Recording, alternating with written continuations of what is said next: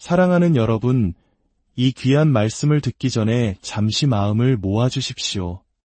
이 영상의 좋아요와 구독 버튼을 눌러주시는 것은 단순히 숫자를 늘리는 일이 아닙니다. 그것은 이 소중한 지혜의 말씀을 더 많은 이들에게 전파하는 거룩한 사역에 동참하는 것입니다. 여러분의 작은 손길을 통해 하나님의 은혜가 필요한 가정에 빛이 전해지기를 소망합니다. 이 메시지를 나누는 모든 분들의 삶에 하나님의 크신 축복이 함께하기를 기도합니다. 우리는 왜 결혼을 할까요? 많은 사람들이 행복해지기 위해 결혼한다고 답할 것입니다. 하지만 오늘 우리는 이 질문에 대해 조금 더 깊이 생각해보고자 합니다. 만약 행복이 결혼의 유일한 목적이라면 그 행복이 사라졌을 때 결혼은 어떻게 되는 것일까요? 성경은 말합니다. 행복은 결혼의 목적이 아니라 올바른 목적을 따를 때 주어지는 결과라고 말입니다. 그렇다면 결혼이라는 신성한 언약을 굳건히 지탱하는 더 위대한 목적은 무엇일까요?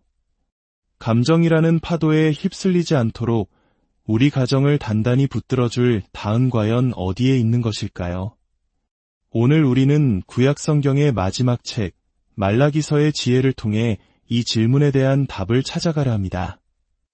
말라기 선지자의 시대는 영적으로 혼란한 시기였습니다. 당시 이스라엘의 제사장들은 백성들에게 하나님의 말씀을 온전히 전하지 않았습니다. 그들은 사람들이 듣기 좋아하는 달콤한 말, 축복의 약속만을 전하며 진리의 불편한 부분은 애써 외면했습니다. 하나님께서는 말라기 2장 9절을 통해 그들을 책망하십니다. 너희가 나의 길을 지키지 아니하고 율법을 행할 때에 사람에게 치우치게 하였으므로 나도 너희로 하여금 모든 백성 앞에서 멸시와 천대를 당하게 하였느니라. 하나님의 말씀 전체를 선포하지 않고 입맛에 맞게 조각내어 전하는 것. 이것이 바로 그들의 죄였습니다.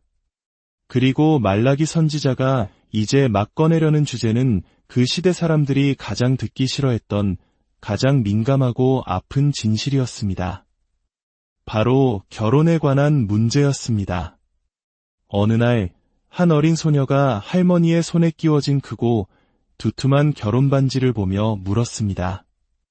할머니, 옛날에는 왜 이렇게 크고 촌스러운 반지를 만들었어요? 할머니는 손녀를 보며 미소 지으며 대답했습니다. 얘야, 우리가 결혼하던 시절에는 반지를 영원히 지속되도록 만들었기 때문이란다. 이 짧은 대화는 오늘날 우리 사회의 모습을 돌아보게 합니다. 이혼이 너무나 당연한 선택지 중 하나가 되어버린 시대. 심지어 신실한 크리스천들 사이에서도 이혼율은 세상과 다르지 않습니다. 이혼하지 않은 나머지 절반 중 상당수는 자녀나 경제적인 문제 혹은 사회적 시선 때문에 힘겹게 관계를 유지하고 있을 뿐입니다. 어떤 이들은 혹시 잘못될 경우를 대비해 혼전 계약서를 작성하고 또 어떤 이들은 결혼을 시험해본다며 동거를 시작합니다. 결혼의 신성함과 영원한 약속의 무게가 점점 가벼워지고 있는 이 시대에 말라기 선지자는 사회적 통념이나 사람들의 시선을 두려워하지 않고 오직 하나님의 관점을 선포하고자 합니다. 물론 이 메시지를 듣는 분들 중에는 이미 이혼의 아픔을 겪으셨거나 재혼을 하셨거나 혹은 별거 중인 분들도 계실 것입니다. 지금 이 순간에도 관계의 위기 속에서 고통받는 분들도 계실지 모릅니다. 우리는 성경의 진리를 올곧게 전해야 하는 동시에 상처 입은 영혼들을 향한 긍휼과 자비의 마음을 잃지 않아야 합니다. 하지만 기억해야 할 것은 그 어떤 동정심도 우리를 진리로부터 멀어지게 할 수는 없다는 사실입니다. 우리는 사랑 안에서 진리를 말해야 합니다. 말라기는 2장 10절에서 이렇게 시작합니다. 우리는 한 아버지를 가지지 아니하였느냐? 한 하나님께서 지으신 바가 아니냐? 선지자는 왜 이 중요한 주제를 하나됨으로 시작할까요? 바로 성부, 성자, 성령 세 위격이시지만 본질적으로 한 분이신 삼위일체 하나님의 완전한 연합을 강조하기 위함입니다. 하나님은 통일성과 하나됨의 본질이십니다. 그런데 이스라엘 백성들은 어떻게 이 하나됨을 깨뜨리고 있었을까요? 11절은 그 죄를 명확히 지적합니다. 유다는 거짓을 행하였고 이스라엘과 예루살렘 중에서는 가증한 일을 행하였으며 유다는 주께서 사랑하시는 그 성결을 욕되게 하여 이방신의 딸과 결혼하였으니 그들은 자신의 아내와 이혼하고 다른 신을 섬기는 이방 여인들과 결혼했습니다. 이것은 단순히 개인의 감정이나 선택의 문제가 아니었습니다.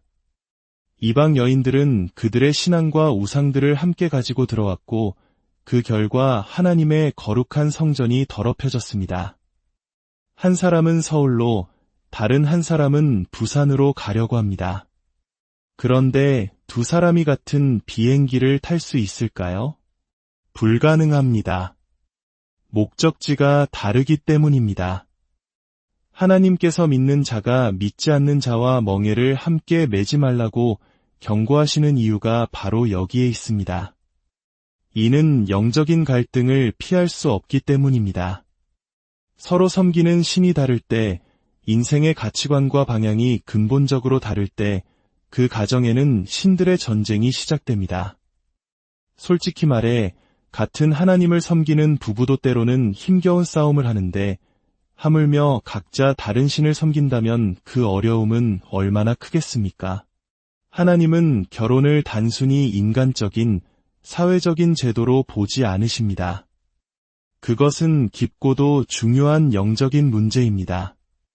믿음이 다른 사람과 결합하는 것은 분열된 시나리오 속에 하나이신 하나님을 억지로 끌어들이는 것과 같으며 이는 하나님의 성소를 더럽히는 행위라고 성경은 경고합니다.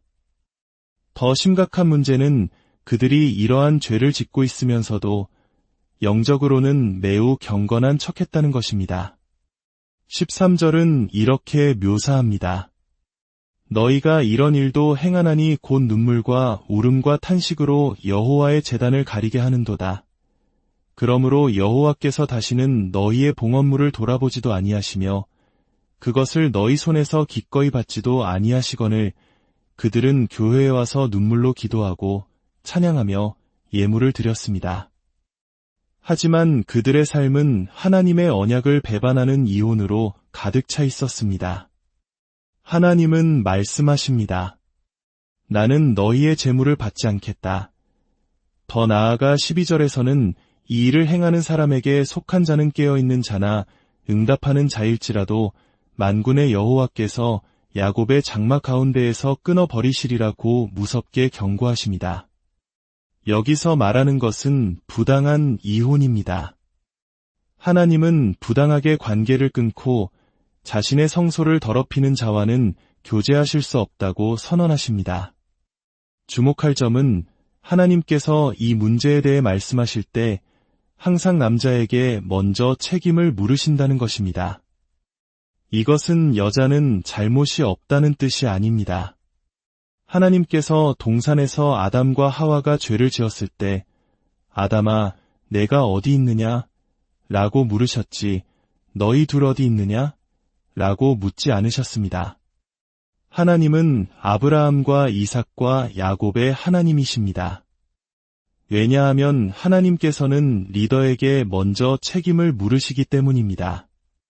가정의 영적 리더인 남편이 먼저 하나님 앞에 바로 서야 합니다. 그렇다면 이 모든 문제의 핵심은 무엇일까요? 바로 언약이라는 단어에 있습니다. 14절은 말합니다. 그는 내 짝이여 너와 서약한 아내로 돼 결혼은 단순한 계약이 아니라 하나님 앞에서 맺은 거룩한 언약입니다. 성경에서 언약의 목적이 무엇인지 아십니까? 그것은 우리를 행복하게 만드는 것이 첫 번째 목표가 아닙니다. 다시 한번 강조하지만 행복은 언약의 목적이 아니라 결과입니다.